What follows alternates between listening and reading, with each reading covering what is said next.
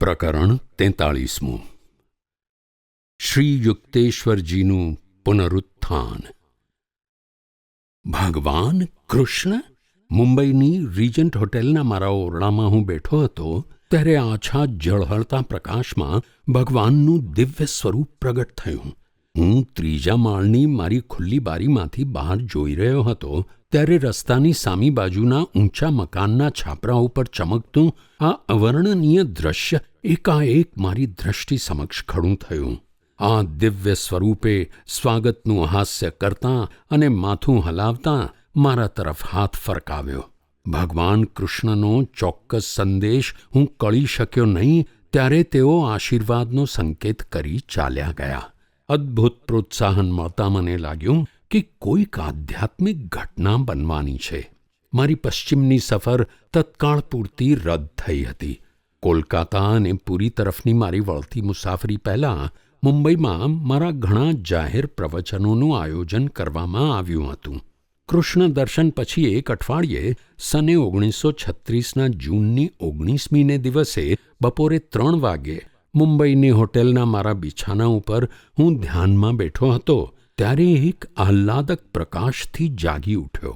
બારી ઉઘાડી અને આશ્ચર્યચકિત આંખો સમક્ષ મારા આખા ઓરડાનું એક અજાણ્યા જગતમાં રૂપાંતર થયું. સૂર્યના પ્રકાશનું ઊર્ધ્વીકરણ થઈ દિવ્ય તેજ બની ગયું. શ્રી યુક્તેશ્વરજીના રક્ત અને માંસથી બનેલા દેહને જ્યારે મેં મારા સમક્ષ જોયો ત્યારે મને એકદમ હર્ષોન્માદ થઈ આવ્યો. મારા દીકરા! દેવને પણ દુર્લભ એવા સ્મિતભર્યા વદનથી કોમળ સ્વરે ગુરુજી બોલ્યા. મેં તેમનો ચરણ સ્પર્શ ન કર્યો હોય એવો પ્રસંગ જીવનમાં આ પ્રથમ જ હતો, પરંતુ તેમને બાથમાં ભીડી લેવાની તીવ્ર ઈચ્છાથી હું તરત જ આગળ વધ્યો. ક્ષણોમાં અપૂર્વ ક્ષણ.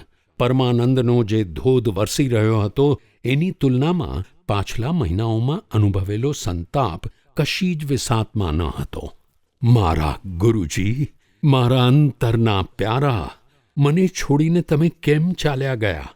હર્ષના અતિરેકમાં મારું બોલવાનું અસંબદ્ધ હતું. તમે મને કુંભ મેળામાં કેમ જવા દીધો? તમને છોડી જવા માટે મેં મારી જાતને કેટલી ઠપકારી હતી.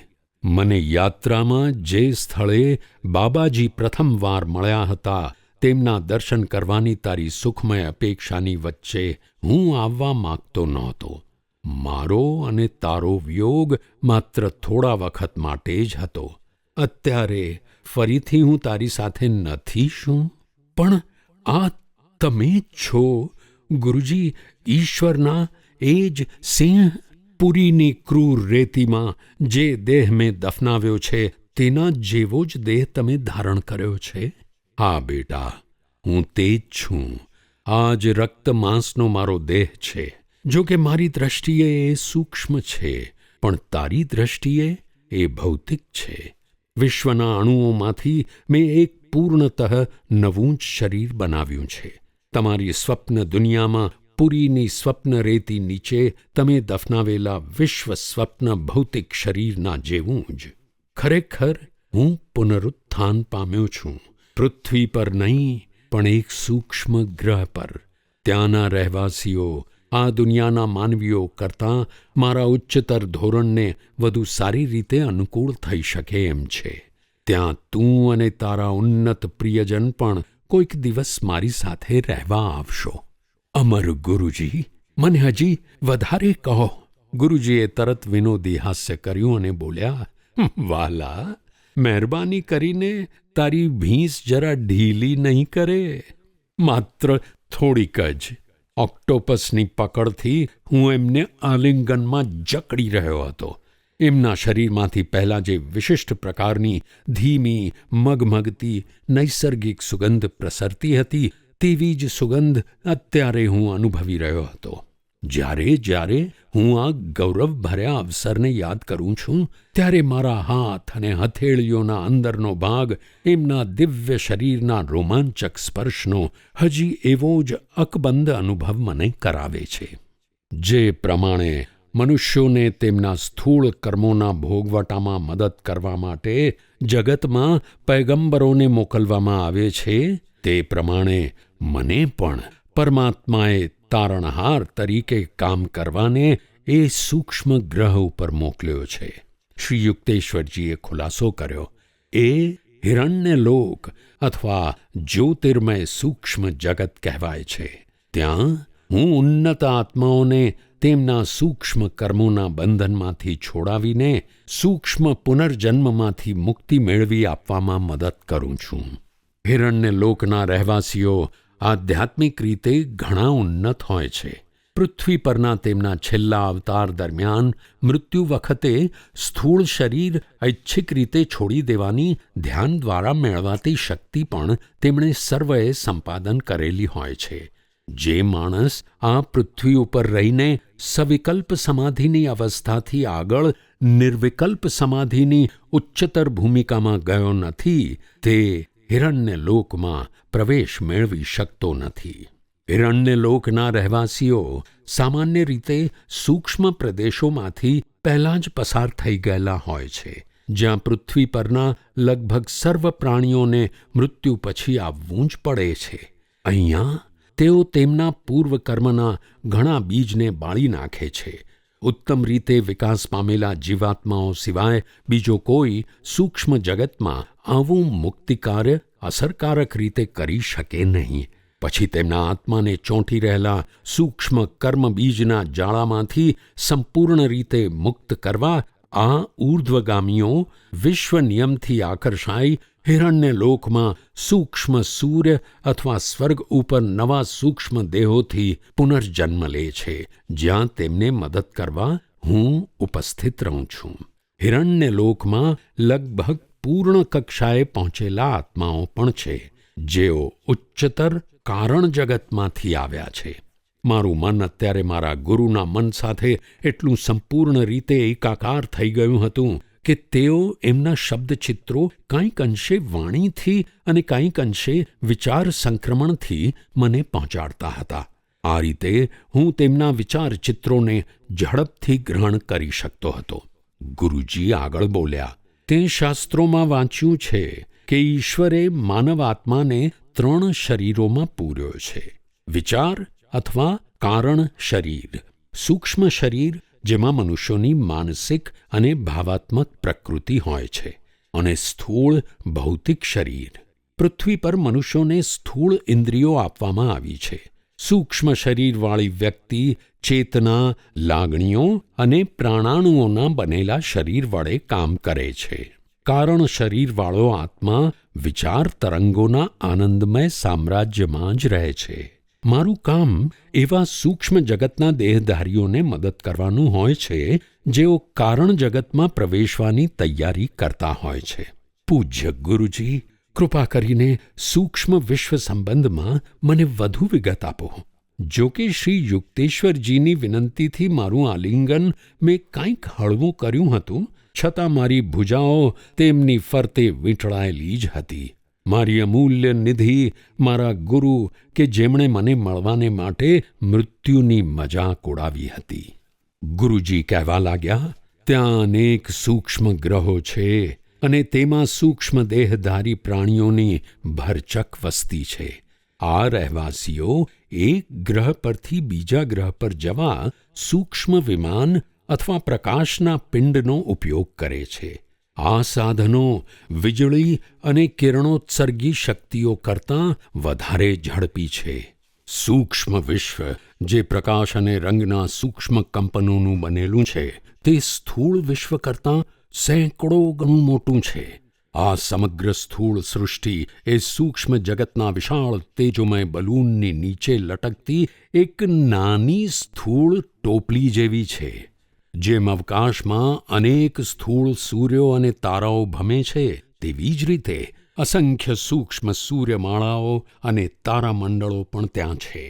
સૂક્ષ્મ સૂર્યો અને ચંદ્રો સ્થૂળ સૂર્ય અને ચંદ્ર કરતાં વિશેષ રમણીય હોય છે. આ સૂક્ષ્મ આકાશી તેજસ્વી પદાર્થો ધ્રુવીય પ્રકાશ જેવા હોય છે. સૂર્યનું સૂક્ષ્મ તેજ મૃદુ કિરણોવાળા ચંદ્ર તેજ કરતાં વધુ તેજસ્વી હોય છે. સૂક્ષ્મ રાત્રિ અને દિવસ પૃથ્વીના દિવસ અને રાત્રિ કરતાં વધારે લાંબા હોય છે. સૂક્ષ્મ જગત અત્યંત સુંદર, સ્વચ્છ, પવિત્ર અને વ્યવસ્થિત છે. ત્યાં મૃત ગ્રહો અથવા ઉજ્જડ જમીન નથી. ભૂમિગત અવરોધો, ખડ, કીટાણુઓ, જંતુઓ અને સાપોનું ત્યાં અસ્તિત્વ જ નથી. સૂક્ષ્મ જગતમાં પૃથ્વીની જેમ પરિવર્તનશીલ અને અનિશ્ચિત જલવાયુ અને ઋતુ નથી હોતી. ત્યાં ચિરવસંત ઋતુનું એક સરખું વાતાવરણ હંમેશા જ રહે છે. કોઈ વખત ચમકતા સફેદ બરફ અને બહુરંગી પ્રકાશનો વરસાદ વરસે છે. સૂક્ષ્મ ગ્રહો ઉપર નિર્મળ પારદર્શક પાણીના સરોવરો, ચમકતા સમુદ્રો અને મેઘધનુષ્ય જેવી નદીઓ પુષ્કળ પ્રમાણમાં છે. સામાન્ય સૂક્ષ્મ વિશ્વ અને નહીં કે હિરણ્યલોકનું સૂક્ષ્માતિસૂક્ષ્મ સ્વર્ગ, લાખો સૂક્ષ્મ જીવો જેઓ પૃથ્વી પરથી તાજેતરમાં અથવા નજીકના ભૂતકાળમાં આવ્યા હોય તેમનાથી વસેલું છે.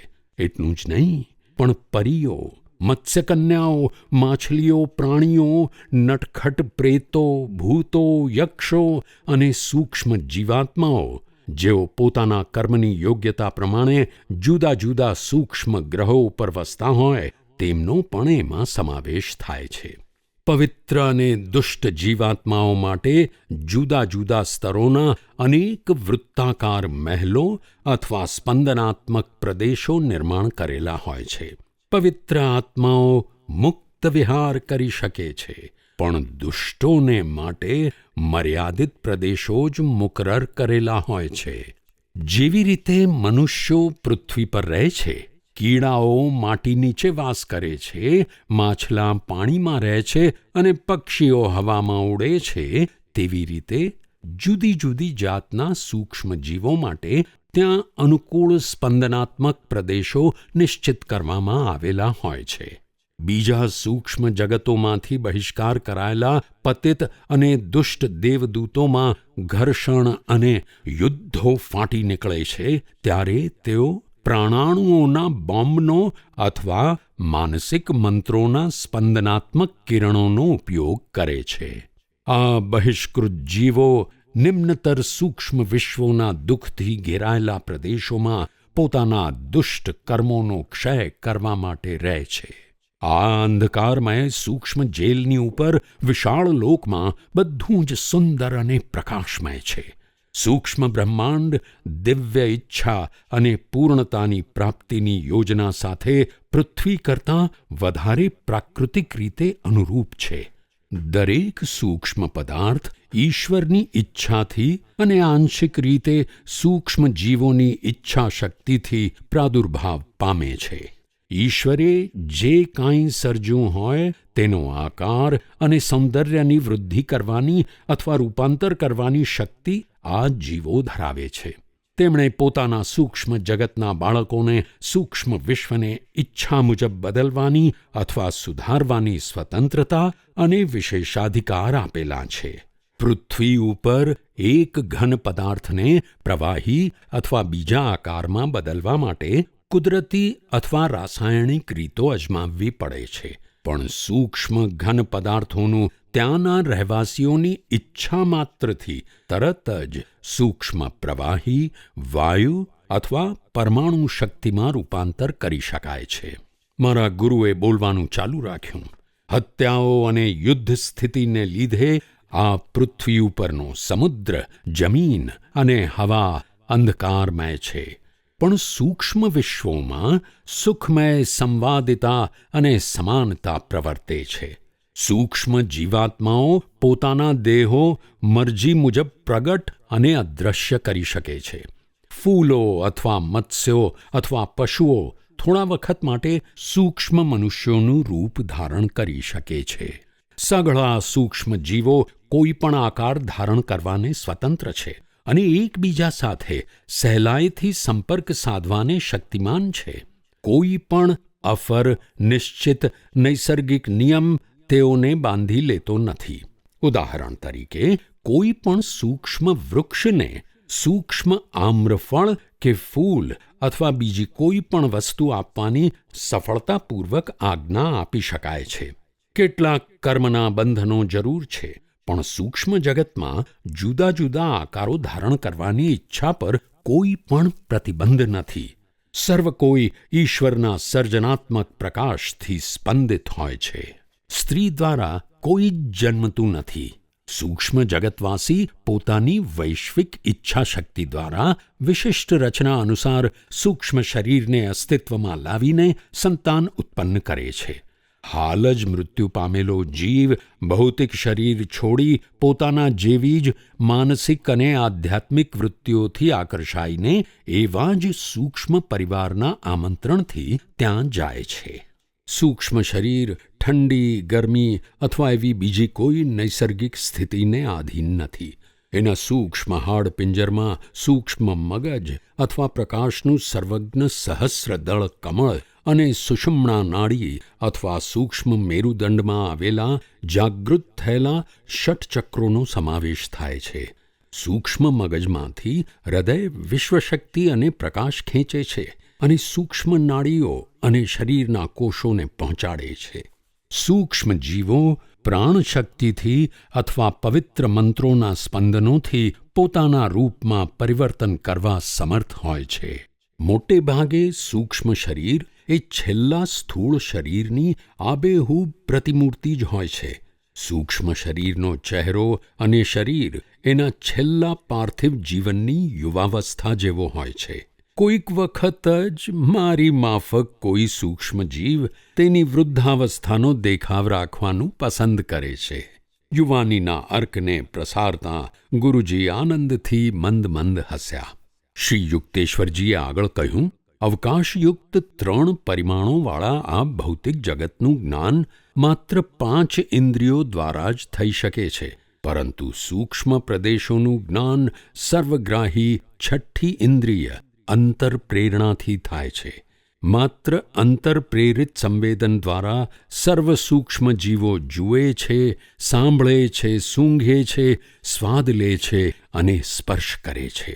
તેમને 3 આંખો હોય છે, જેમાંની 2 અડધી બંધ રહે છે. ત્રીજી અને મુખ્ય સૂક્ષ્મ આંખ જ ખુલ્લી રહે છે, જે કપાળ પર ઊભી મૂકેલી છે.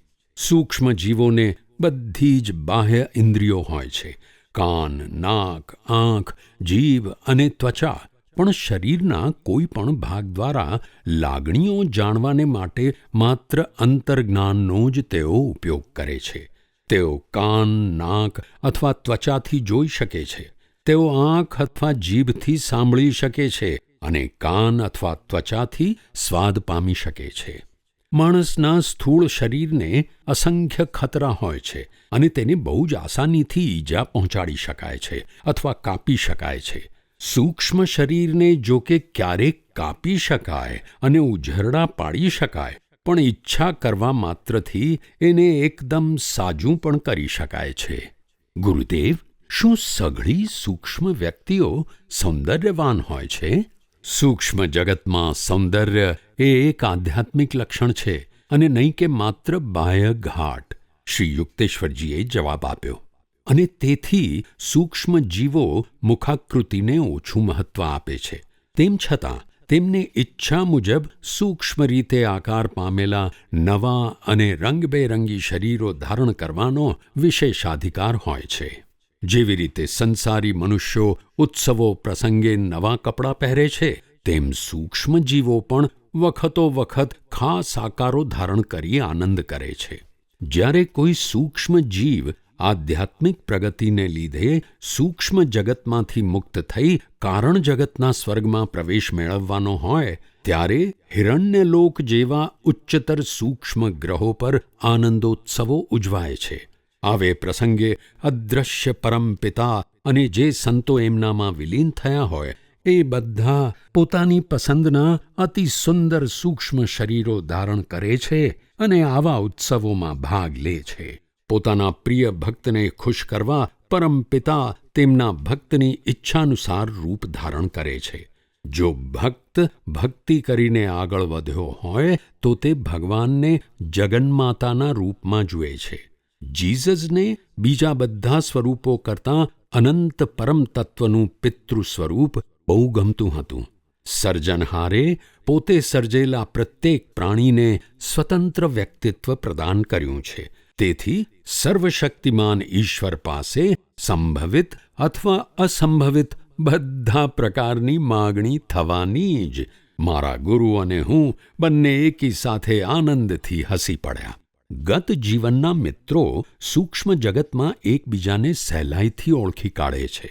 શ્રી યુક્તેશ્વરજીએ સુંદર અને મધુર વાંસળી જેવા અવાજ સાથે આગળ કહ્યું, પાર્થિવ જીવનના દુઃખદાયક અને આભાસી વિયોગ વખતે પ્રેમના અવિનાશીપણાની જે શંકા ઊભી થતી હોય તેનું નિરાકરણ થઈ જતાં મૈત્રીની શાશ્વતતાનો આનંદ તેઓ અનુભવે છે. સૂક્ષ્મ જીવો અંતર્જ્ઞાન દ્વારા પાર્થિવ આવરણને ભેદીને મનુષ્યોની આ પૃથ્વી પરની પ્રવૃત્તિઓ નિહાળી શકે છે. પણ મનુષ્ય સૂક્ષ્મ જગતને ત્યાં સુધી જોઈ નથી શકતો જ્યાં સુધી તેની છઠ્ઠી ઇન્દ્રિયનો થોડો ઘણો પણ વિકાસ ન થયો હોય. હિરણ્યલોક પરના વિકસિત જીવો સૂક્ષ્મ જગતના લાંબા દિવસ અને રાત દરમિયાન વિશ્વરાજ વહીવટના અટપટા સવાલોનો નિકાલ કરવા માટે તથા પાર્થિવ વૃત્તિના ઉડાઉ દીકરાઓના પુનરુદ્ધાર માટે સામાન્ય રીતે પરમાનંદમાં સદા જાગૃત જ રહે છે. જ્યારે હિરણ્યલોકના જીવો ઊંઘે છે ત્યારે તેમને કોઈ વખત સ્વપ્ન સરખા સૂક્ષ્મ દર્શનો થાય છે. તેમનું ચિત્ત સામાન્ય રીતે ઉત્કૃષ્ટ નિર્વિકલ્પ સમાધિના ચૈતન્યમય આનંદમાં જ મગ્ન થયેલું હોય છે. એમ છતાં સૂક્ષ્મ જગતોના બધા જ પ્રદેશોના રહેવાસીઓને માનસિક યાતનાઓને આધીન થવું પડે છે. હિરણ્યલોક જેવા ગ્રહોના ઉચ્ચતર જીવોને તેમના આચરણમાં અથવા સત્યાનુભૂતિમાં કાંઈ ભૂલ થઈ જાય તો તેમના સંવેદનશીલ ચિત્તને તીવ્ર દુઃખ થાય છે. આવા ઉત્કૃષ્ટ જીવો પોતાના પ્રત્યેક વિચાર અને કર્મને આધ્યાત્મિક નિયમની પૂર્ણતા સાથે સુસંગત રાખવાનો પ્રયત્ન સતત કર્યા કરે છે. સૂક્ષ્મ જગતના રહેવાસીઓના વિચારોનું આદાન પ્રદાન પૂર્ણતઃ સૂક્ષ્મ વિચાર સંક્રમણ અને સૂક્ષ્મ દૂરદર્શનથી ચાલે છે.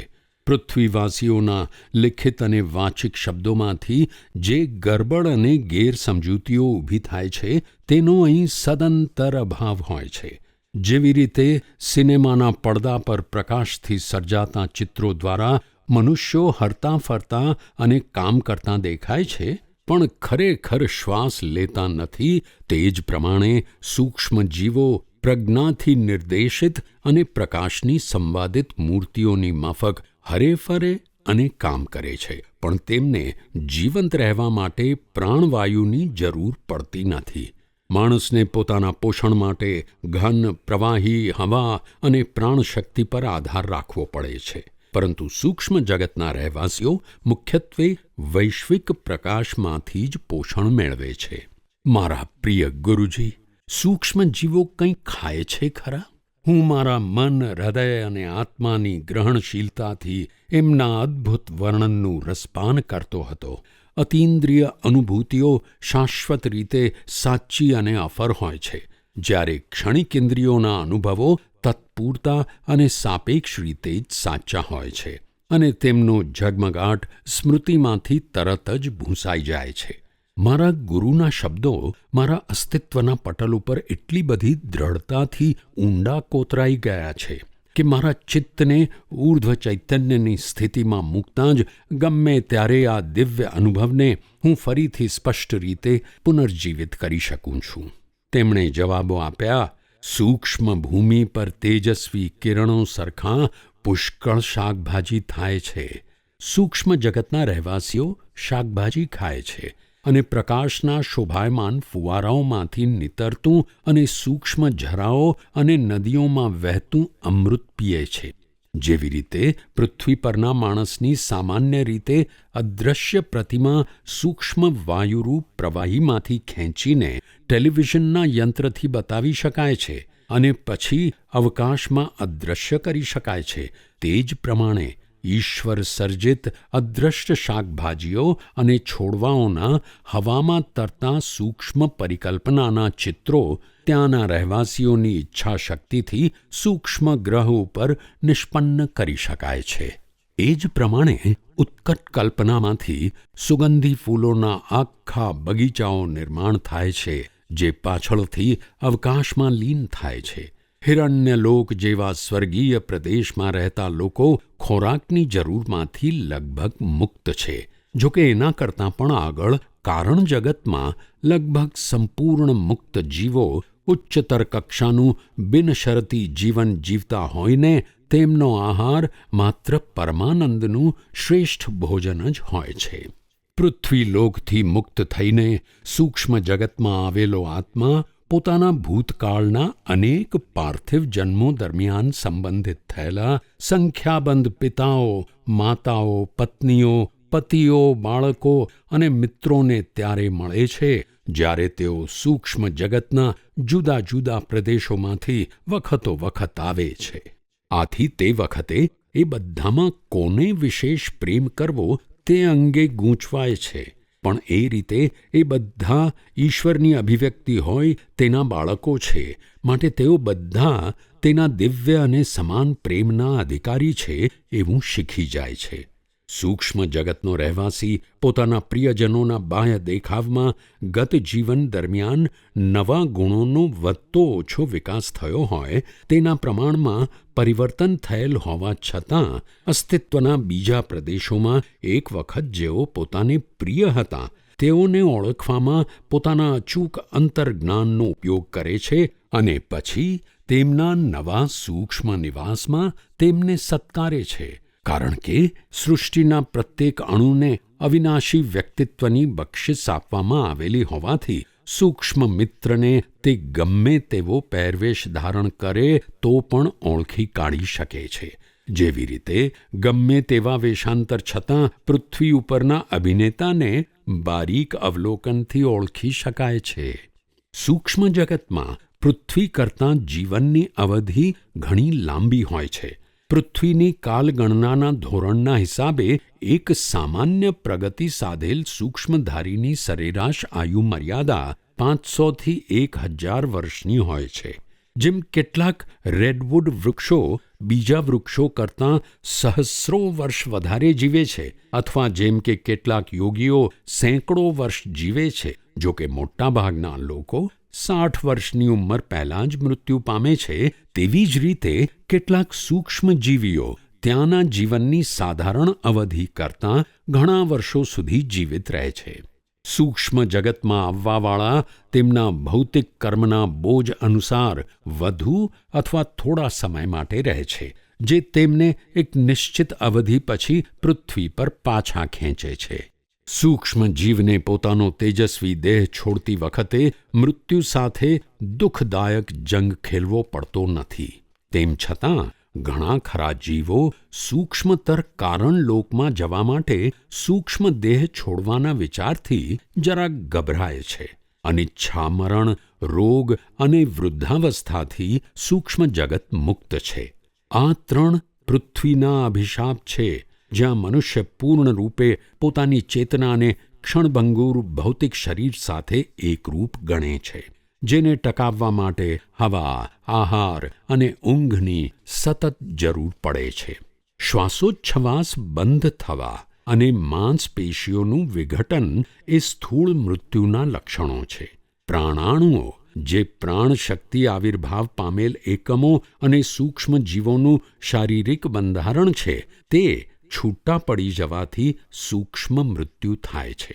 સ્થૂળ મરણ વખતે જીવ દેહભાન ભૂલી જાય છે અને તેને સૂક્ષ્મ જગતના પોતાના સૂક્ષ્મ દેહનું ભાન થવા માંડે છે. વખત જતાં સૂક્ષ્મ મરણનો અનુભવ કરતાં એક જીવની ચેતના સૂક્ષ્મ જીવન મરણ પરથી ઉઠીને સ્થૂળ જન્મ મરણ તરફ જાય છે. સૂક્ષ્મ અને સ્થૂળ દેહના આ પુનરાવર્તી ચક્રો એ જ મૂઢ જીવોનું અનિવાર્ય ભાવિ હોય છે.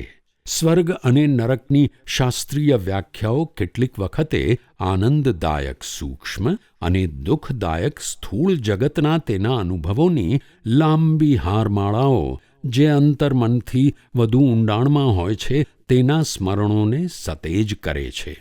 પ્રિય ગુરુજી, મેં કહ્યું, કૃપા કરીને સ્થૂળ, સૂક્ષ્મ અને કારણ જગતમાં થતા પુનર્જન્મનો પારસ્પરિક ભેદ વધારે વિગતથી સમજાવશો. મનુષ્ય વ્યક્તિગત આત્મા તરીકે મુખ્યત્વે કારણ શરીરધારી છે. મારા ગુરુએ ખુલાસો કરતાં કહ્યું, આ કારણ શરીર ઈશ્વરને જોઈતી 35 મૂળભૂત કલ્પનાઓનું બીજ સ્થાન છે, જેમાંથી મૂળ અથવા કારક વિચાર શક્તિ વિકસિત થઈ અને પછી એમાંથી ઈશ્વરે 19 તત્વોનું સૂક્ષ્મ શરીર બનાવ્યું અને 16 તત્વોનું સ્થૂળ શરીર બનાવ્યું. સૂક્ષ્મ શરીરના 19 તત્વોનો સમાવેશ મનોમય અને પ્રાણમય કોષોમાં થઈ જાય છે. આ 19 તત્વો છે બુદ્ધિ, ચિત્ત, અહંકાર, મન, ઇન્દ્રિય ચેતના, રૂપ, રસ, ગંધ, શબ્દ અને સ્પર્શની 5 જ્ઞાનેન્દ્રિયોના સૂક્ષ્મ રૂપ, 5 કર્મેન્દ્રિયો જે પ્રજનન, મળ વિસર્જન, વાણી, ચાલવું, ફરવું અને કૌશલ પ્રગટ કરવાની ક્ષમતાનું કાર્યવહન કરવામાં માનસિક સંદેશાના આદાન પ્રદાનનું કાર્ય કરે છે, અને 5 પ્રાણો જેને લીધે શરીરની સ્ફટિકીકરણ, પાચન, વિસર્જન, ચયાપચય અને અભિસરણની બધી ક્રિયાઓ થાય છે તે. આ 19 તત્વોનો સૂક્ષ્મ દેહ 16 ભૌતિક રસાયણોના બનેલા સ્થૂળ દેહના મૃત્યુ પછી પણ ટકી રહે છે. ઈશ્વરે પોતાના મનમાં જુદા જુદા વિચારો ઘડી કાઢ્યા અને તેમને સ્વપ્નો મારફતે મૂર્ત કર્યા. આ રીતે વિશ્વ સ્વપ્ન સુંદરી સાપેક્ષતાના અનંત અને અસંખ્ય આભૂષણોથી વિભૂષિત થઈને આવિર્ભાવ પામી. કારણ શરીરની 35 કલ્પના કક્ષાઓમાંથી ઈશ્વરે મનુષ્યની 19 સૂક્ષ્મ અને 16 સ્થૂળ તન્માત્રાઓની વિસ્તૃત રૂપે અટપટી રચના કરી છે. તેણે સ્પંદનાત્મક પરિબળોને પ્રથમ સૂક્ષ્મમાં અને પછી સ્થૂળમાં ઠારીને તેમાંથી માણસનું પ્રથમ સૂક્ષ્મ શરીર અને પછી તેનું સ્થૂળ શરીર ઘડ્યું. સાપેક્ષવાદના નિયમ પ્રમાણે મૂળ સાદા એક તત્વમાં ગૂંચવણભરી વિવિધતાઓ સર્જાઈ છે. તેથી કારણ વિશ્વ અને કારણ શરીર, સૂક્ષ્મ વિશ્વ અને સૂક્ષ્મ શરીર એકબીજાથી જુદાં પડે છે. તે જ પ્રમાણે સ્થૂળ વિશ્વ અને સ્થૂળ શરીર લાક્ષણિક રીતે જ સૃષ્ટિના બીજા રૂપોથી જુદાં પડે છે. હાડ માંસનું આ શરીર સૃષ્ટાના નિશ્ચિત ઘનીભૂત થયેલા સ્વપ્નોનું બનેલું છે. પૃથ્વી પર દ્વંદ્વોનું સનાતન અસ્તિત્વ છે. રોગ અને આરોગ્ય, દુઃખ અને સુખ, નુકસાન અને નફો માનવજાતને 3 પરિમાણવાળા પદાર્થોમાં મર્યાદા અને અવરોધો મળવાના જ. જ્યારે મનુષ્યની જીવવાની ઈચ્છા રોગ અથવા બીજા કારણોથી સખત રીતે ડગમગી જાય છે, ત્યારે મરણ આવે છે અને ઉપરનું માંસયુક્ત ભારે શરીર થોડા વખત માટે છૂટી જાય છે. એમ છતાં આત્મા પોતાના કારણ અને સૂક્ષ્મ શરીરોમાં પૂરાયેલો રહે છે. આ 3 શરીરોને સાથે જોડી રાખનારી સંયોજક શક્તિ છે ઈચ્છા. અતૃપ્ત ઈચ્છાઓની ક્રિયાશીલ શક્તિ એ જ માણસની ગુલામીનું મૂળ છે.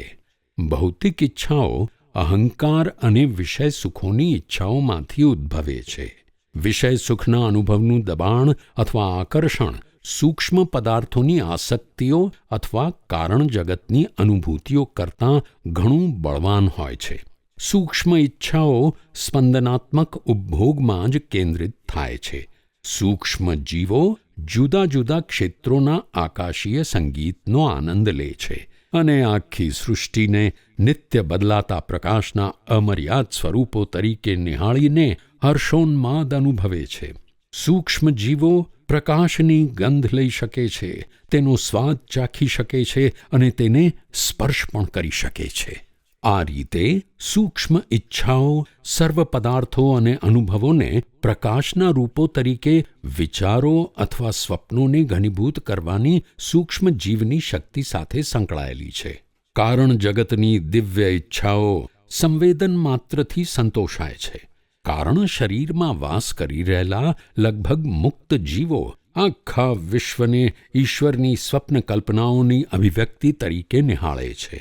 તેઓ પોતાના વિચાર માત્રથી કોઈ પણ વસ્તુનું અથવા દરેક વસ્તુનું નિર્માણ કરી શકે છે.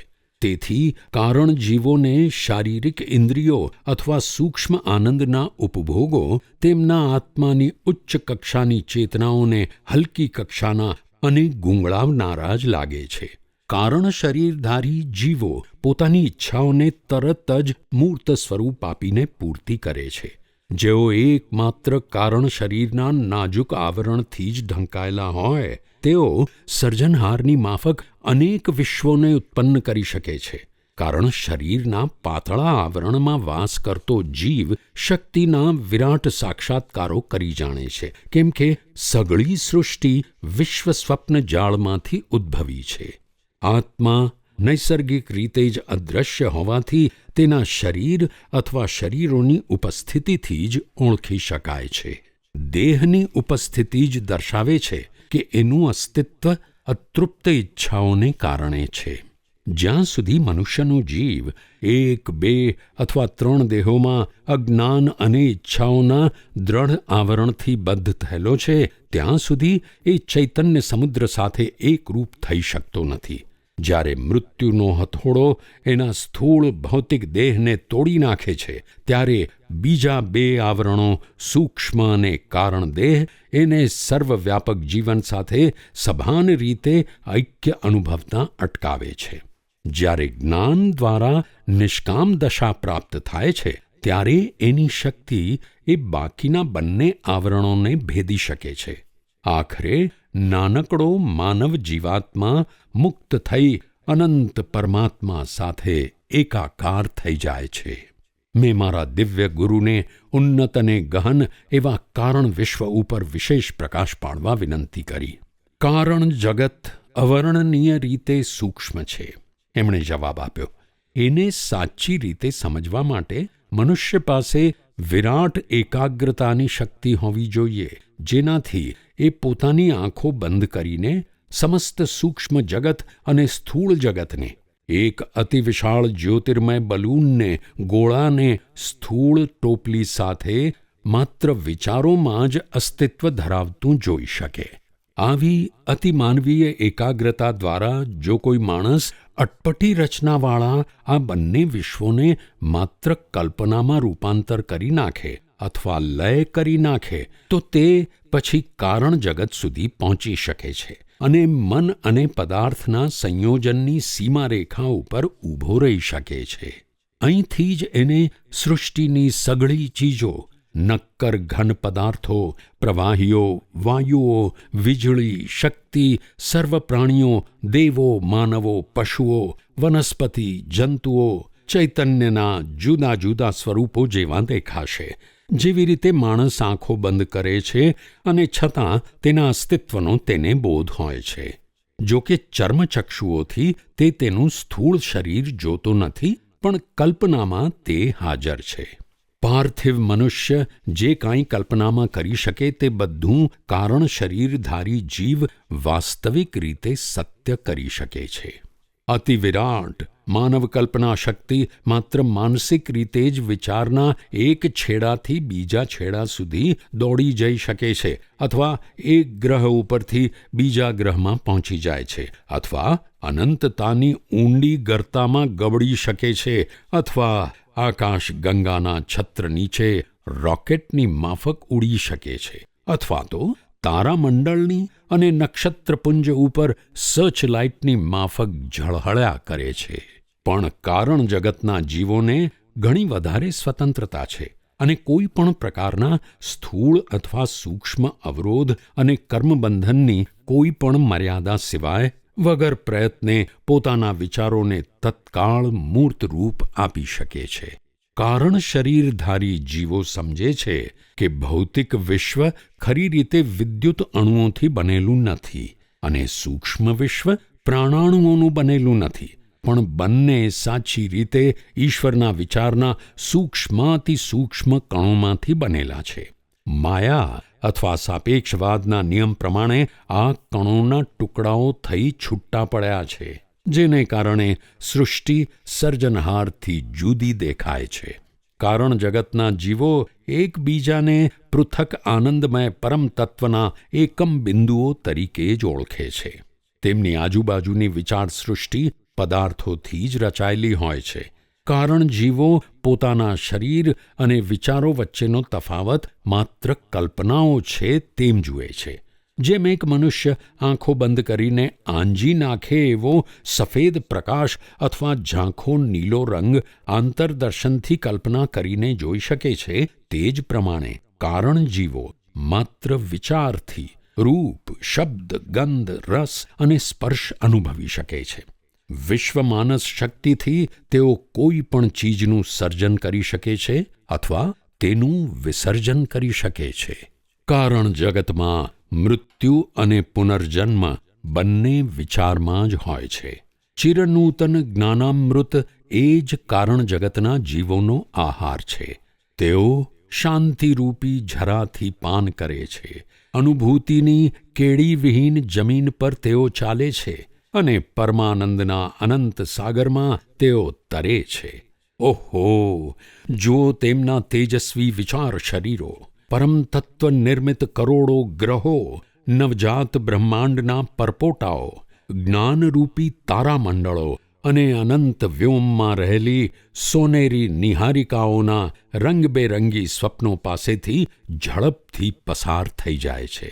ઘણા જીવો હજારો વર્ષો સુધી કારણ જગતમાં રહે છે. પછી પરમાનંદમાં ઊંડા ઉતરીને મુક્ત જીવ પોતાનું નાનું કારણ શરીર છોડી દઈ કારણ વિશ્વની વિશાળતા ધારણ કરે છે. એના વિચારોના તમામ જુદા જુદા વમળો જેમ કે શક્તિ, પ્રેમ, ઈચ્છા, આનંદ, શાંતિ, અંતર્જ્ઞાન, સમતા, આત્મસંયમ અને એકાગ્રતા એ સર્વ પરમાનંદ સમુદ્રના નિત્યાનંદમાં એકરસ થઈ જાય છે. હવે પછી એ જીવને ચૈતન્યના વ્યક્તિગત મોજા તરીકેનો આનંદ અનુભવવાનો રહેતો નથી, પણ તે એક વિશ્વ મહાસાગરમાં તેના તમામ તરંગો, સનાતન હાસ્ય, રોમાંચ, હૃદયના કંપનો સાથે એકરૂપ થઈ જાય છે.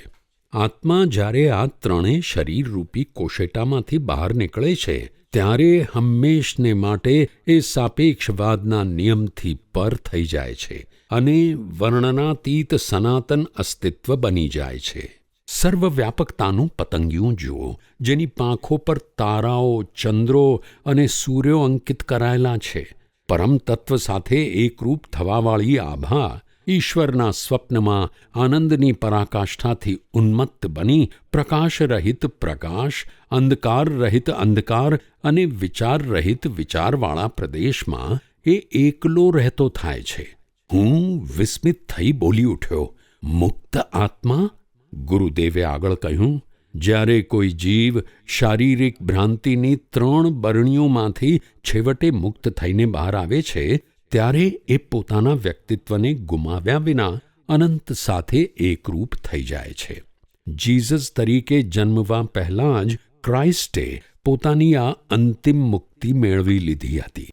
એના અતીતના 3 તબક્કાઓ દરમિયાન જે એના પાર્થિવ જીવનમાં મરણ અને પુનરુત્થાનના અનુભવના 3 દિવસ તરીકે લેખી શકાય, તેમાં એણે ચૈતન્યમાં પુનરુત્થાન પામવાની સર્વશક્તિ મેળવી લીધી હતી.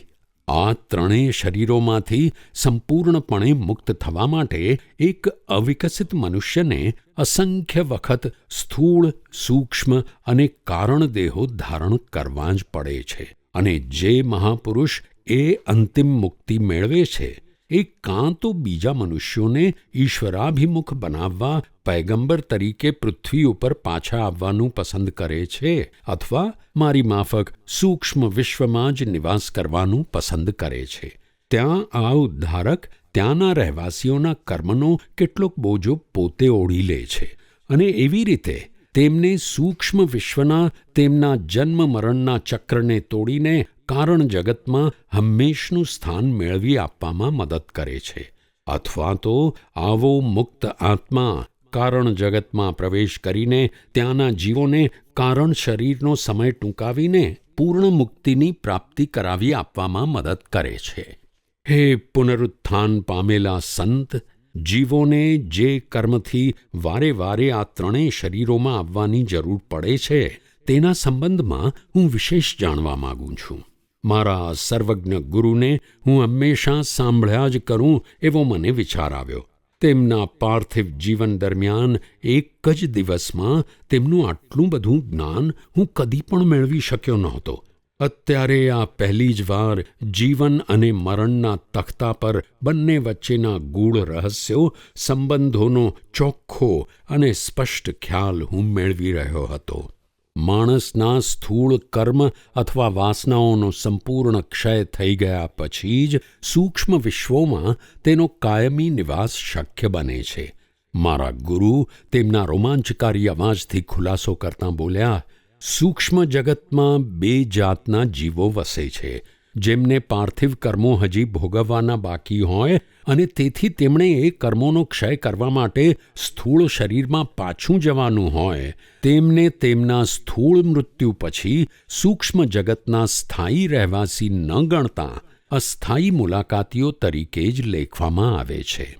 પાર્થિવ કર્મબંધનમાંથી સદંતર મુક્ત ન થયા હોય એવા જીવોને સૂક્ષ્મ મરણ પછી દિવ્ય કલ્પનાઓના ઉચ્ચતર કારણ પ્રદેશમાં જવાની રજા આપવામાં આવતી નથી. પરંતુ એમણે તો માત્ર સ્થૂળ અને સૂક્ષ્મ જગતોમાં વારાફરતી આવજા કર્યા જ કરવાની રહે છે અને તે દરેક વખતે સૂક્ષ્મ શરીરના 19 અને સ્થૂળ શરીરના 16 તત્વોનું એમને સતત સ્મરણ રહે છે જ. વળી સ્થૂળ શરીરના દરેક મૃત્યુ પછી પૃથ્વી પરથી આવતો દરેક અવિકસિત જીવ લાંબા વખત સુધી મરણ નિદ્રાવાળી ગાઢ બેભાન અવસ્થામાં રહે છે અને સુંદર સૂક્ષ્મ જગત પ્રત્યે ભાગ્યે જ સભાન રહી શકે છે. આવો માણસ સૂક્ષ્મ જગતના આરામ પછી વિશેષ તાલીમ માટે પાછો ભૌતિક જગતમાં જાય છે. આવા વારંવારના પુનરાગમન પછી આસ્તે આસ્તે એ સૂક્ષ્મ જગતની ખૂબીઓથી ટેવાતો જાય છે. બીજી તરફ જેઓ પાર્થિવ વાસનાઓમાંથી હંમેશના માટે મુક્ત થઈ ગયા હોય એવા સૂક્ષ્મ જગતના સામાન્ય અથવા લાંબા કાળના નિવાસીઓને પૃથ્વીના સ્થૂળ સ્પંદનમાં ફરી પાછું આવવાનું રહેતું નથી. એવા જીવોને તો માત્ર સૂક્ષ્મ અને કારણ કર્મોમાંથી છૂટવાનું હોય છે. આવા લોકોને સૂક્ષ્મ મરણ પછી તરત જ અત્યંત સુંદર અને સૂક્ષ્માતિ સૂક્ષ્મ કારણ પ્રદેશમાં જવાનું હોય છે. વિશ્વ નિયમ પ્રમાણે નક્કી થયેલી ચોક્કસ મુદત પૂરી થયા પછી આવા ઉન્નત જીવો નવું સૂક્ષ્મ શરીર ધારણ કરીને સૂક્ષ્મ કર્મબંધનમાંથી મુક્ત થવા હિરણ્યલોકમાં અથવા એવા કોઈ બીજા ઉચ્ચ સૂક્ષ્મ ગ્રહમાં જાય છે. મારા દીકરા, હવે તને ઘણી સ્પષ્ટ રીતે સમજાયું હશે કે હું ઈશ્વરના આદેશથી પુનરુત્થાન પામ્યો છું. શ્રી યુક્તેશ્વરજીએ કહ્યું, પૃથ્વી પરથી આવતા સૂક્ષ્મ જીવો માટે નહીં, પણ ખાસ કરીને કારણ જગતમાંથી પાછા ફરીને સૂક્ષ્મ જગતમાં જન્મ પામતા જીવોના તારણહાર તરીકે હું અત્રે આવ્યો છું. પૃથ્વી પરથી આવતા લોકો જો તેમણે સ્થૂળ કર્મનો કોઈ પણ અંશ ભોગવ્યા સિવાયનો બાકી રાખ્યો હોય છે તો તેઓ હિરણ્યલોક જેવા અતિ ઉચ્ચ સૂક્ષ્મ પ્રદેશોમાં જઈ શકતા નથી. જેવી રીતે પૃથ્વી પરના ઘણા લોકો ધ્યાન પ્રાપ્ત દર્શનો દ્વારા સૂક્ષ્મ જીવનનો ઉત્કૃષ્ટ આનંદ અને તેના ફળોનું ઉચિત મૂલ્યાંકન કરવાનું શીખ્યા ન હોય અને તેથી તેમને મરણ પછી પૃથ્વીની મર્યાદિત અને અપૂર્ણ મજાઓ માટે પાછા આવવાની ઈચ્છા ચાલુ રહી હોય છે, તે જ પ્રમાણે ઘણા સૂક્ષ્મ જીવો તેમના સૂક્ષ્મ શરીરોના મરણ વખતે કારણ જગતના આધ્યાત્મિક આનંદની ઉચ્ચ સ્થિતિની કલ્પના કરી શકતા નથી અને સૂક્ષ્મ જગતના જડ અને ભપકાદાર સુખના વિચારોમાં જ રમ્યા કરી સૂક્ષ્મ સ્વર્ગમાં જ પાછા આવવાની ઝંખના રાખે છે. આવા લોકોએ કારણ જગતની વિચારમય દુનિયામાં તેઓ શાશ્વત સ્થાન મેળવે તે પહેલાં સૂક્ષ્મ કર્મોના તીવ્ર બંધનમાંથી છુટકારો મેળવી લેવો જોઈએ. કારણ જગત અને વિશ્વસૃષ્ટા વચ્ચેનું આવરણ બહુ જ પાતળું હોય છે. જ્યારે કોઈ જીવને સૂક્ષ્મ વિશ્વના નયન મનોહર અનુભવોની કોઈ પણ વાસના બાકી રહેતી નથી અને ત્યાં જવાની કશી પણ લાલચ થતી નથી, ત્યારે જ કારણ જગતમાં તેને વાસ મળી શકશે. ત્યાં જઈ કારણ શરીરના બધા કર્મો અથવા પાછલી વાસનાઓના તમામ બીજોનો ક્ષય કર્યા પછી જ કેદ થયેલો આત્મા અજ્ઞાનરૂપી ત્રણેય ઢાંકણો પૈકી છેલ્લાને ફગાવી દે છે અને કારણ શરીરરૂપી છેલ્લી બરણીમાંથી બહાર આવી અનંત બ્રહ્મમાં વિલીન થઈ જાય છે. હવે તું સમજ્યો? ગુરુજીએ એમનું મનમોહક સ્મિત કર્યું. હા, આપની કૃપાથી હું આનંદ અને આભારની લાગણીથી અવાચક છું. કોઈ ગીત કે વાર્તામાંથી આવું પ્રેરણાત્મક જ્ઞાન મને કદી મળ્યું ન હતું. જો કે હિન્દુ શાસ્ત્રો કારણ અને સૂક્ષ્મ લોકોની તથા ત્રણેય દેહોની ઘણી વાતો કરે છે ખરા, પણ પુનરુત્થાન પામેલા મારા ગુરુના અસલ અને સ્વાનુભવી સત્ય આગળ શાસ્ત્રોના પાના કેટલા દૂરસ્થ અને અર્થહીન લાગે છે. ખરેખર એમને માટે એવો એક પણ વણશોધાયેલો પ્રદેશ નથી જેની સરહદ ઓળંગીને કોઈ મુસાફર પાછો આવ્યો નહીં હોય. મનુષ્યના 3 શરીરોના અર્થઘટનનું નિરૂપણ એના ત્રિગુણાત્મક સ્વભાવ દ્વારા ઘણી રીતે થયેલ છે. મારા ગુરુએ આગળ કહ્યું, પૃથ્વી પરની એની જાગૃત અવસ્થામાં મનુષ્યને વધતે ઓછે અંશે એના 3 શરીરોનું ભાન હોય છે. જ્યારે ઇન્દ્રિયો દ્વારા રૂપ, રસ, ગંધ, શબ્દ અને સ્પર્શથી કામ કરે છે ત્યારે મુખ્યત્વે એ ભૌતિક શરીરનો ઉપયોગ કરે છે.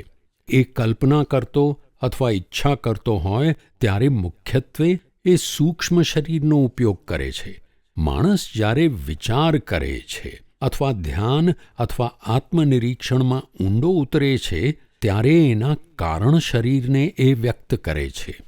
જે માણસ કારણ શરીરના સતત સંપર્કમાં રહેતો હોય તેને જ બુદ્ધિ પ્રતિભાના વિશ્વ વિચારો આવે છે. આ નિરૂપણ પ્રમાણે એક જ વ્યક્તિને 3 વર્ગમાં મૂકી શકાય: ભૌતિકતાવાદી મનુષ્ય, સ્ફૂર્તિવાન મનુષ્ય અથવા બુદ્ધિશાળી મનુષ્ય. મનુષ્ય દરરોજ 16 કલાક સુધી પોતાને સ્થૂળ દેહ તરીકે જ માનીને વર્તતો હોય છે. પછી તે ઊંઘી જાય છે. જો એને સ્વપ્નું આવે તો એ સૂક્ષ્મ શરીરમાં રહે છે અને સૂક્ષ્મ જીવોની માફક વગર મહેનતે કોઈ પણ પદાર્થનું સર્જન કરે છે. જો એની ઊંઘ ઘણી ગાઢી અને સ્વપ્નરહિત હોય તો કેટલાક કલાકો સુધી એના ચૈતન્ય અથવા હુંપણાની વૃત્તિને એક કારણ શરીરમાં રૂપાંતરિત કરે છે. આવી નિદ્રા નવચેતન આપનારી હોય છે. એક સ્વપ્ન સેવીને કારણ શરીરનો નહીં પણ સૂક્ષ્મ શરીરનો જ સંપર્ક થાય છે.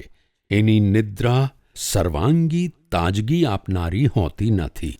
શ્રી યુક્તેશ્વરજી જ્યારે આશ્ચર્યજનક નિરૂપણ કરી રહ્યા હતા ત્યારે હું તેમને પ્રેમપૂર્વક નિહાળી રહ્યો હતો. દૈવી ગુરુ, મેં કહ્યું, તમારું શરીર પુરી આશ્રમમાં જ્યારે હું એને માટે રડ્યો હતો ત્યારે જેવું હતું તેવું જ દેખાય છે. હા, બિલકુલ સાચી વાત. મારું નવું શરીર જૂનાની સંપૂર્ણ નકલ જ છે.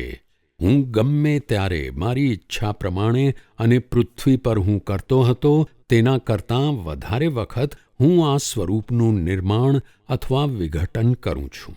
ઝડપી વિઘટન દ્વારા હું એક ગ્રહ પરથી બીજા ઉપર અથવા સૂક્ષ્મ વિશ્વ ઉપરથી કારણ અથવા સ્થૂળ વિશ્વો તરફ તરત જ પ્રકાશની ગતિથી પ્રવાસ કરી શકું છું. મારા દિવ્ય ગુરુ હસ્યા. જો કે અત્યારે તું બહુ ઝડપથી મુસાફરી કરે છે, છતાં મુંબઈમાં તને શોધી કાઢવામાં મને કશી મુશ્કેલી પડી નથી. ઓહ ગુરુજી, હું તમારા મૃત્યુ પર કેટલો શોક કરતો હતો. અરે, મારું મૃત્યુ જ ક્યાં થયું છે? આમાં તને કાંઈ વિરોધાભાસ નથી લાગતો? તેમની આંખો પ્રેમ અને રમૂજથી ચમકતી હતી. તું પૃથ્વી પર માત્ર સ્વપ્ન અનુભવતો હતો અને એ પૃથ્વી પર મારું સ્વપ્ન શરીર જોતો હતો, તેમણે કહ્યું. પછી તે એ સ્વપ્ન આકારને દફનાવી દીધો હતો. હવે મારું સૂક્ષ્મતર હાડમાંસનું શરીર, જે તું જુએ છે અને જેને તે અત્યારે ગાઢ ભીંસમાં લીધું છે, તે ઈશ્વરના બીજા સ્વપ્નગ્રહ પર પુનરુત્થાન પામ્યું છે. કોઈક દિવસ પેલું સૂક્ષ્મતર સ્વપ્ન શરીર અને સૂક્ષ્મતર સ્વપ્નગ્રહ નાશ પામશે, કારણ કે તે પણ સનાતન નથી. સઘળા સ્વપ્ન પરપોટાઓ છેવટની જ્ઞાન જાગૃતિના સ્પર્શથી ફૂટી જવા જોઈએ. મારા વત્સ યોગાનંદ, હવે સ્વપ્નો અને સત્ય વચ્ચેનો સાચો ભેદ કર. વૈદાંતિક પુનરુત્થાનના આ વિચારે મને મંત્રમુગ્ધ બનાવી દીધો. મને ઘણી શરમ આવી કે પુરીમાં ગુરુજીના નિર્જીવ દેહને જોઈને હું તેની દયા ખાતો હતો. મને હવે છેવટે પ્રતીતિ થઈ કે મારા ગુરુ હંમેશા ઈશ્વરમાં જાગૃત રહેતા હતા. તેઓ એમના પૃથ્વી પરના જીવનને અને મૃત્યુને તથા હાલના એમના પુનરુત્થાનને વિરાટ સ્વપ્નમાં દિવ્ય કલ્પનાઓના સાપેક્ષ ભાગો તરીકે જ લેખતા આવ્યા છે. યોગાનંદ, મેં હવે તને મારા જીવન, મરણ અને પુનરુત્થાનના સત્ય રહસ્યો કહી દીધા છે. મારે માટે શોક કરીશ નહીં. એના કરતાં મનુષ્યોની ઈશ્વરીય સ્વપ્ન દુનિયામાંથી બીજા સૂક્ષ્મ જીવોથી વસેલા ઈશ્વરીય સ્વપ્ન ગ્રહ પર મારું પુનરુત્થાન થયું છે એ વાતની સર્વત્ર ઘોષણા કર. આથી દુનિયાના દુઃખ પીડિત લોકો અને મૃત્યુના ભયથી થરથરતા સ્વપ્નસેવીઓના હૃદયોમાં નવી આશાનો સંચાર થશે. હા ગુરુજી, ગુરુદેવના પુનરુત્થાનના અપૂર્વ આનંદમાં સ્વેચ્છાથી બીજાઓને ભાગીદાર બનાવવામાં મને કેટલો આનંદ થશે. આ દુનિયા પર મારા ધોરણો એટલા ઊંચા હતા કે ઘણા ખરા માણસોના સ્વભાવને એ અનુકૂળ ન આવે. વારંવાર મેં તને આપવો જોઈએ તેના કરતાં વધારે ઠપકો આપ્યો હતો. તું મારી કસોટીમાં પાર ઉતર્યો હતો. મારા ઠપકાઓના વાદળોમાંથી પણ તારો પ્રેમ પ્રકાશતો રહ્યો.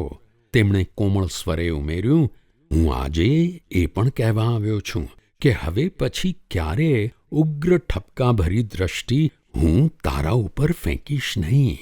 હું તને કદી ઠપકો નહીં આપું. મારા મહાન ગુરુના ઠપકાઓની ખોટ મને બહુ સાલે છે. પ્રત્યેક ઠપકો મારે માટે રક્ષણના દેવદૂત જેવું કામ કરતો હતો. પ્રિય ગુરુજી, લાખો વાર મને ઠપકો આપો, અત્યારે પણ. હું તને હવે ઠપકો આપીશ નહીં.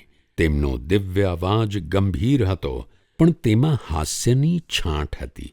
તું અને હું, જ્યાં સુધી ઈશ્વરની માયા સૃષ્ટિમાં આપણા બંનેના દેહો અલગ દેખાય છે, ત્યાં સુધી આપણે બંને સાથે જ હસીશું.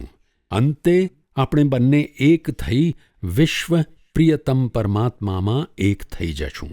આપણું સ્મિત એ એનું સ્મિત હશે અને સનાતન કાળ સુધી ગૂંજતા રહેનારા આનંદનું આપણું સંયુક્ત સંગીત ઈશ્વરાભિમુખ જીવોને આપણે હંમેશા સંભળાવતા રહીશું. શ્રી યુક્તેશ્વરજીએ બીજી કેટલીક બાબતો ઉપર સારો પ્રકાશ નાખ્યો, જે હું અહીં જાહેર કરી શકતો નથી. મુંબઈની હોટેલના એ ઓરડામાં જે 2 કલાક એમણે મારી સાથે ગાળ્યા, તે દરમિયાન એમણે મારા દરેક પ્રશ્નોનો જવાબ આપ્યો હતો. સને 1936ના જૂન મહિનાના તે દિવસે તેમણે જે કેટલીક આગાહીઓ ઉચ્ચારેલી તે બધી સાચી પડી છે. મારા લાડકા, હવે હું તારી વિદાય લઉં છું. આ શબ્દો સાથે મેં અનુભવ્યું કે મારા વીંટળાયેલા હાથોની વચ્ચે ગુરુજી ઓગળી રહ્યા છે. મારા દીકરા, મારા આત્માના કણ કણમાં તેમનો અવાજ રણકી ઉઠ્યો. જ્યારે પણ નિર્વિકલ્પ સમાધિના દ્વારથી પ્રવેશ કરીને તું મને બોલાવશે, ત્યારે હું આજની માફક સદેહે તારી પાસે આવીશ. આ દિવ્ય વચન આપીને શ્રી યુક્તેશ્વરજી મારી દ્રષ્ટિથી અલોપ થઈ ગયા. આકાશી ગર્જના વારંવાર સંગીતમય રીતે સંભળાવા લાગી. બધાને કહો કે જે કોઈ મનુષ્ય નિર્વિકલ્પ સમાધિ દ્વારા અનુભવ કરી લે કે આ પૃથ્વી એ ઈશ્વરનું સ્વપ્ન છે, તે હિરણ્યલોકના સૂક્ષ્મ સ્વપ્નજનિત ગ્રહમાં આવી શકશે અને ત્યાં મને પાર્થિવ શરીરની માફક પુનરુત્થાન પામેલી સ્થિતિમાં મળી શકશે. યોગાનંદ, સર્વને સંભળાવો. વિયોગનો ઉદ્વેગ ચાલ્યો ગયો. તેમના મરણ માટે ઉપજેલા કરુણા અને શોક, જેણે મારી શાંતિનો ઘણા વખત સુધી ભંગ કર્યો હતો, તે શરમાઈને અલોપ થઈ ગયા. આત્માના નવા ઉઘડેલા અસંખ્ય છિદ્રોમાંથી આનંદનો ફુવારો વરસી રહ્યો હતો. બિનઉપયોગને લીધે પ્રાચીન કાળથી રૂંધાઈ રહેલા છિદ્રો પરમાનંદના રેલાથી પવિત્ર થઈને પહોળા થયા. મારા ગત જન્મો મારા અંતરચક્ષુ સમક્ષ ચલચિત્રોની માફક એક પછી એક દેખાવા લાગ્યા. મારા શુભ અને અશુભ બધા સંચિત કર્મો ગુરુજીના દિવ્ય મિલનથી પથરાયેલા પ્રકાશમાં બળી ગયા. મારી આત્મકથાના આ પ્રકરણમાં આ શુભ સમાચારનો પ્રચાર કરવાની ગુરુજીની આજ્ઞાનો જ હું અમલ કરી રહ્યો છું. જો કે જિજ્ઞાસાહીન એવી આ પેઢીને ફરીવાર એ ગૂંચવી મૂકશે. માણસ આત્મગૌરવ ગુમાવવાનું બહુ સારી રીતે જાણે છે. નિરાશા પણ તેને અજાણી નથી. પણ આ બધી વિકૃતિઓ છે. મનુષ્યની સાચી નિયતિના આ ભાગ નથી. જે દિવસે દીનહીન મનુષ્ય નિશ્ચય કરશે તે જ દિવસે એ મુક્તિને પંથે પડશે. અજેય આત્માને નજરઅંદાજ કરીને તું માટીનું પૂતળું છે એવી ઘોર નિરાશાવાદી સલાહ અત્યાર સુધી તે ઘણા વખતથી સાંભળતો આવ્યો છે. પુનરુત્થાન પામેલા ગુરુને પ્રત્યક્ષ જોવાને ભાગ્યશાળી હું એકલો જ ન હતો. શ્રી યુક્તેશ્વરજીના અનેક શિષ્યો પૈકી એક વૃદ્ધા પણ હતા, જેમનો વાસ પુરીના આશ્રમની બાજુમાં જ હતો. એને જે માના હુલામણા નામથી ઓળખાતા હતા. ગુરુજી એમની સવારની ફેરી દરમિયાન ઘણી વખત એમની સાથે વાત કરવા રોકાતા.